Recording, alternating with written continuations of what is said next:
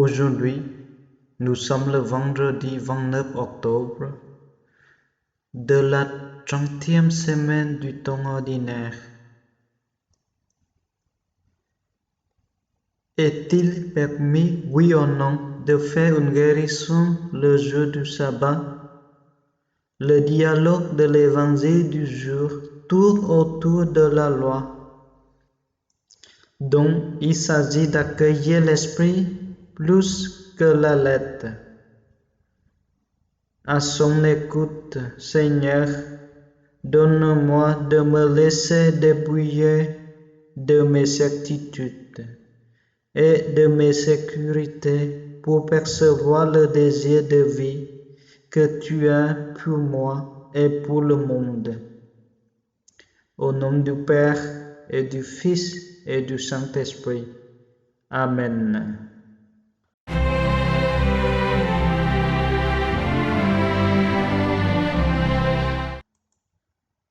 Évangile de Jésus-Christ selon Saint Luc.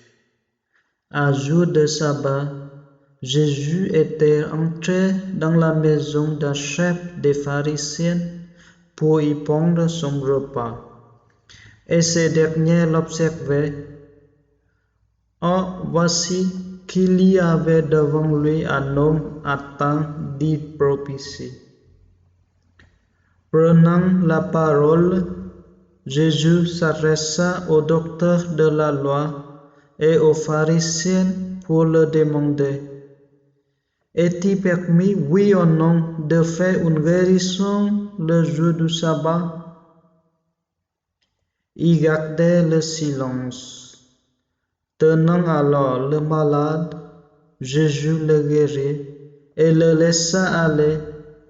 Puis il leur dit: si l'un de vous a un fils ou un bœuf qui tombe dans un puits,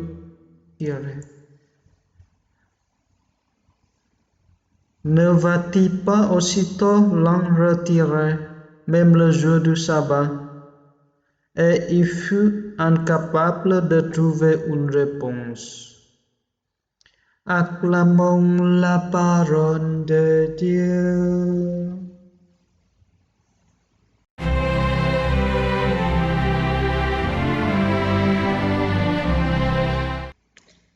La méditation. Jésus guérit un homme malade un jour de sabbat. Il plonge dans le quotidien de ses contemporains pour tourner le regard vers les habitudes acquises. Cela va lui permettre de déplacer ses auditeurs. Et moi, par la même occasion, je contemple la scène et j'écoute ce que cela dit à mon cœur. Jésus pose une question sur le sabbat à laquelle il répond par une autre question. Il invite au bon sens, à un retour sur soi pour se délivrer des idées toutes faites. Lequel de vous, si son fils ou son bœuf vient à tomber dans un puits, ne l'en tirera aussitôt le jour du sabbat? Qu'en est-il de mes certitudes, de mes réponses toutes faites? C'est précisément le 7e jour que Jésus agit, non pour continuer une quelconque personne,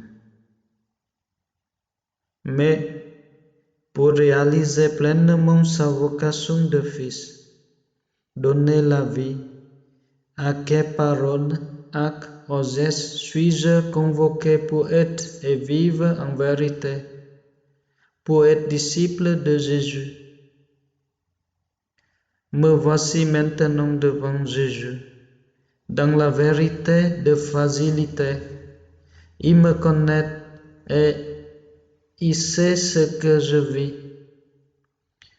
Je lui parle en toute confiance.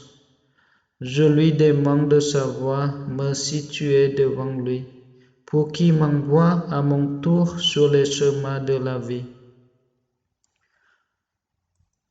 Prends, Seigneur, et reçois toute ma liberté, ma mémoire, mon intelligence et toute ma volonté. Tout ce que j'ai et possède, c'est toi qui me l'as donné. À toi, Seigneur, je le rends. Tout est à toi, disposant selon ton entière volonté. Donne-moi ton amour et ta grâce, c'est assez pour moi. Amen.